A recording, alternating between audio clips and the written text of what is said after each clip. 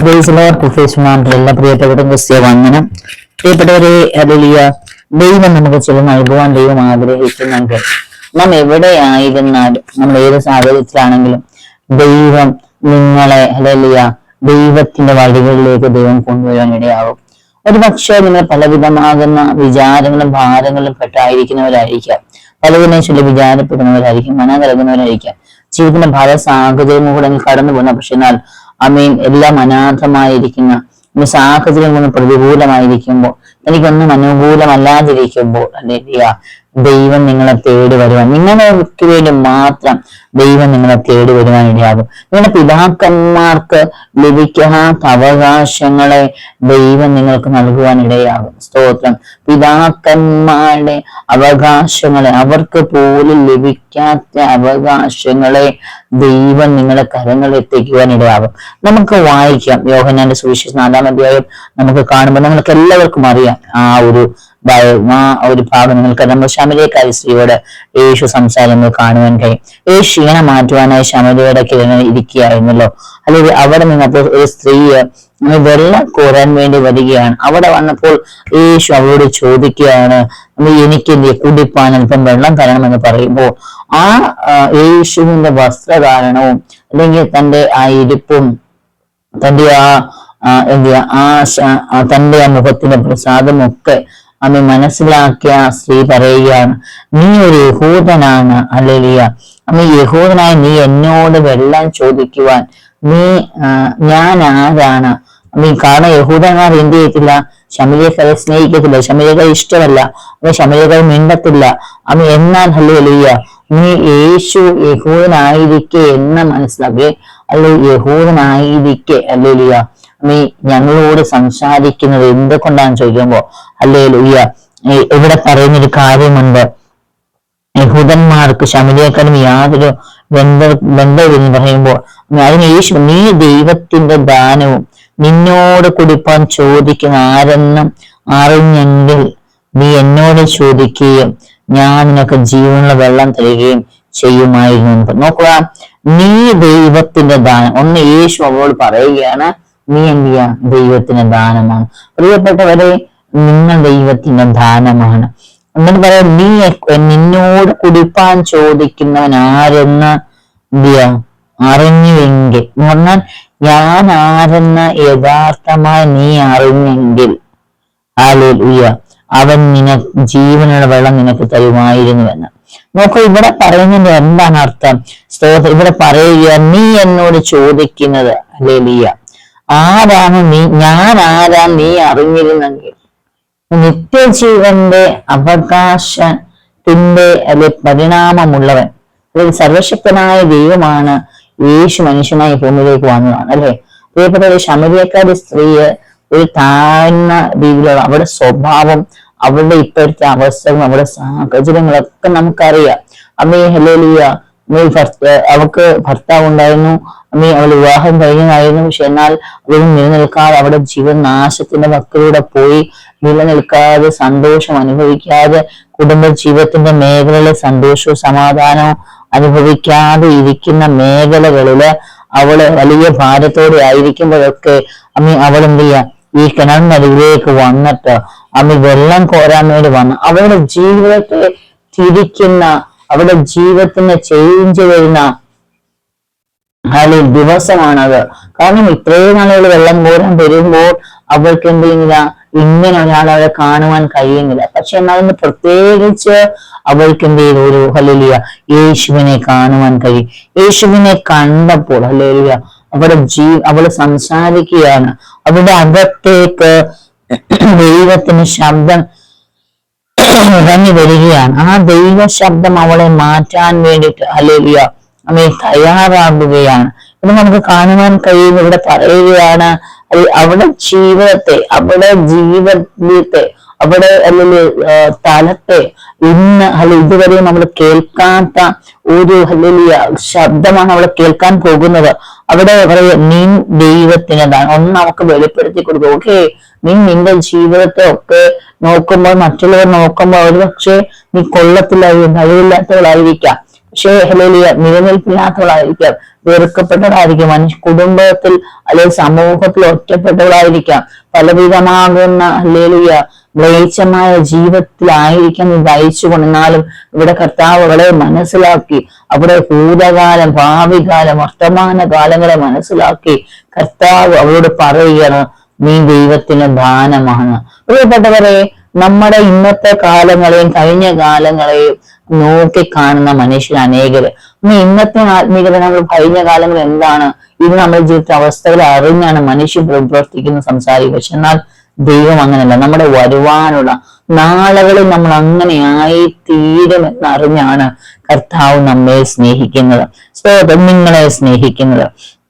ഇവിടെ പറയുകയാണ്, നീ ദൈവത്തിന് ദാനമാണ്, നിന്നോട് കുടിക്കാൻ ചോദിക്കുന്ന ആരെന്ന് അറിഞ്ഞ് എങ്കിൽ നീ എന്നോട് എന്ത് ചെയ്യാ ഇപ്പൊ ഞാനാണ് നിന്നോട് വെള്ളം ചോദിച്ചല്ലേ, പക്ഷെ ഞാൻ ആരെന്നും ഞാൻ തരുന്ന വെള്ളം നീ കുടിക്കുമ്പോൾ നിന്റെ ദാഹം നിനക്കുണ്ടാകുകയില്ലെന്ന് നീ മനസ്സിലാക്കിയിരുന്നെങ്കിൽ ഹല്ലേലൂയ ഞാൻ നിനക്ക് ജീവനുള്ള വെള്ളം തരുവാൻ. അതെ, ഈ കിണറ്റിലെ വെള്ളത്തെ കുറിച്ചല്ല അവിടെ കർത്താവ് യേശു ഹല്ലേലൂയ ശമരിയക്കാരെ ശ്രമിച്ചു, ജീവന്റെ ജലത്തെ കുറിച്ചാണ്, ജീവനുള്ള വെള്ളത്തെ കുറിച്ചാണ്. നോക്കുക, നമ്മൾ കാണും യാക്കോബിന്റെ പുത്രനായ യോസഫിന് ശമരിയക്കാർക്കോട് പിതാക്കന്മാരോട് എന്ന് പറഞ്ഞാൽ ഇനി മറ്റൊന്നും വെള്ളം കോരാൻ അവരൊന്നും പോകണ്ട, ഈ വെള്ളത്തിന് പണ്ട് പിതാക്കന്മാരുടെ അവകാശം. എന്നാൽ പിതാക്കന്മാർ അനുഭവിക്കാത്ത ഒരു ജീവന്റെ വെള്ളം ഹല്ലേലൂയ. അമ്മ ഈ വെള്ളം നീ കുടിക്കുമ്പോൾ നിനക്ക് ദാഹം നിന്റെ ദാഹത്തെ ഒരിക്കലും തീരാത്ത മറഞ്ഞു കിടക്കുന്ന ഉറവ നിനക്ക് വേണ്ടി ഞാൻ തുറന്നു തരുക തയ്യാറാണ്, ശക്തനാണ് എന്ന് പറയുമ്പോൾ അല്ലെ ശമരിയക്കാരി സ്ത്രീ എന്നിട്ട് പറയുന്നു, അല്ലെ യജമാനെ നിനക്ക് കോരുവാൻ പാത്രമില്ലല്ലോ എന്ന ആഴമുള്ള ഈ പിന്നെ ജീവനുള്ള വെള്ളം എവിടെ നോക്കാം ഭൂമിയിൽ. ഈ അവളും എന്നാ പറഞ്ഞത് ആ പുറമേയുള്ളതാണ്, കാണുന്നതാണ് അവൾ ചോദിക്കുക. പക്ഷെ എന്നാൽ കാണാത്ത ജീവൻ, നിത്യജീവനെ കുറിച്ചാണ് കർത്താവ് ഇവിടെ പറയുകയാണ്. അവൾ മാനുഷികമായി പറയും, യജമാനനെ നിനക്ക് കോരാൻ പാത്രമില്ല എന്ന് പറഞ്ഞാൽ യേശു പറഞ്ഞു ഞാൻ ജീവന്റെ വെള്ളം തരാന്ന് പറയുമ്പോൾ അവൾ വിചാരിച്ചു കാണുമ്പോൾ എന്തിലെ വെള്ളം കോരി കൊടുക്കുവാന്ന് വിചാരിച്ചു. പക്ഷെ എന്നാൽ യേശു പറഞ്ഞത് ജീവന്റെ വെള്ളം എന്ന് പറഞ്ഞത് ഹല്ലേലൂയ നമ്മുടെ അകത്തു നിന്ന് തിരുവെഴുത്ത് പറയുന്ന പോലെ ജീവജല നദികൾ ഒഴുകും, പരിശുദ്ധാത്മാവിന്റെ നദികൾ ഒഴുകുന്നു അത്രേ. നീ നമ്മുടെ പിതാവായ യാക്കോബിനേക്കാൾ നീ വലിയവനാണോ എന്ന് ചോദിക്കുക. അപ്പം യാക്കോബിന്റെ ഹല്ലേലൂയ തലമുറകളാണ് പിന്നത്തേത് എന്ത് ചെയ്യുക ഹല്ലേലൂയ ശമരിയക്കാര് അല്ലെങ്കിൽ യാക്കോബാണ് കൊടുത്തത്.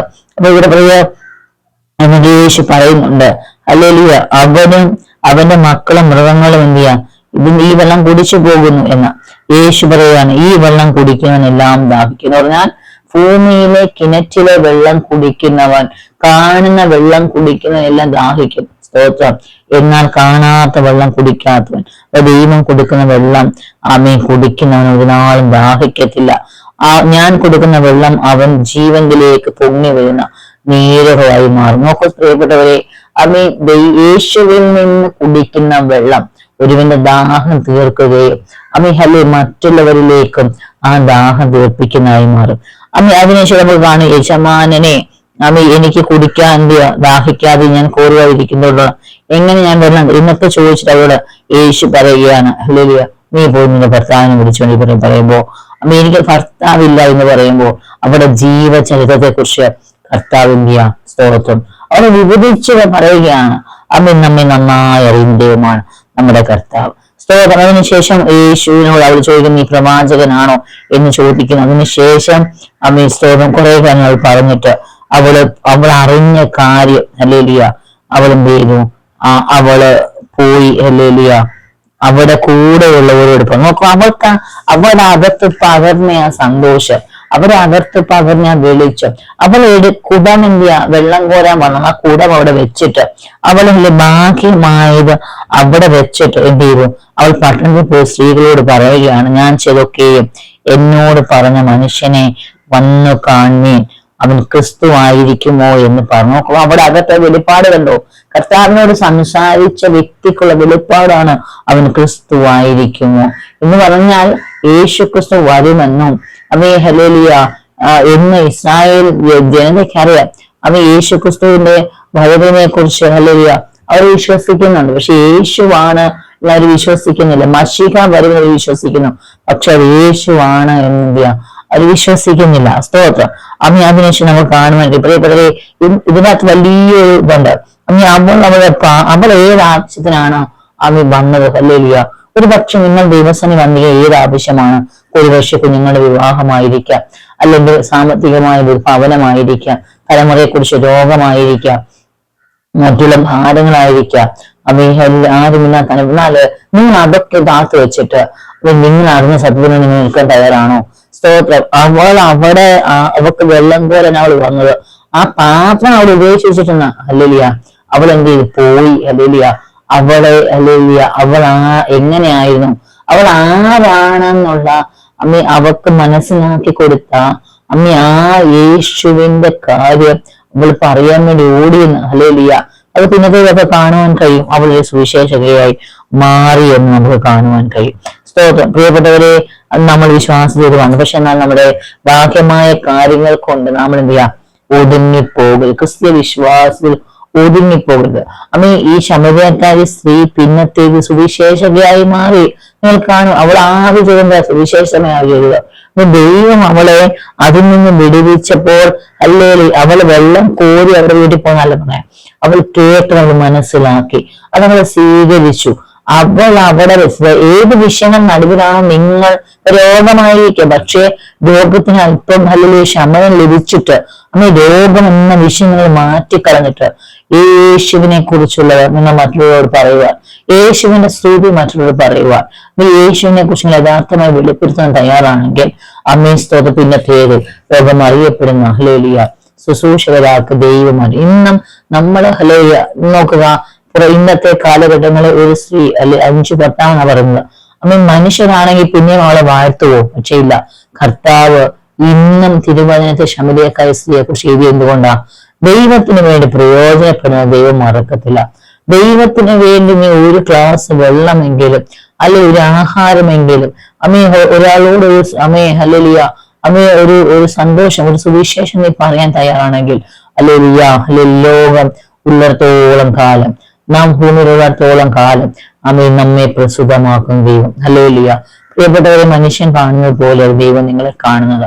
നിങ്ങൾ യഥാർത്ഥമായി അറിയുന്ന നിങ്ങളുടെ ആവശ്യങ്ങൾ എന്താണ്, നിങ്ങളുടെ ആവശ്യഭാരത്തോട് നിങ്ങൾ അറിയുന്ന ഒരു ദൈവം നിങ്ങളുടെ കൂടെയുണ്ട്. അതുകൊണ്ട് നിങ്ങളുടെ പിതാക്കന്മാര് ഹല്ലേലൂയ കാണാത്തൊരു അവകാശം ദൈവം നിങ്ങൾക്ക് നൽകുവാൻ യേശു നിങ്ങൾക്ക് നൽകി തരും.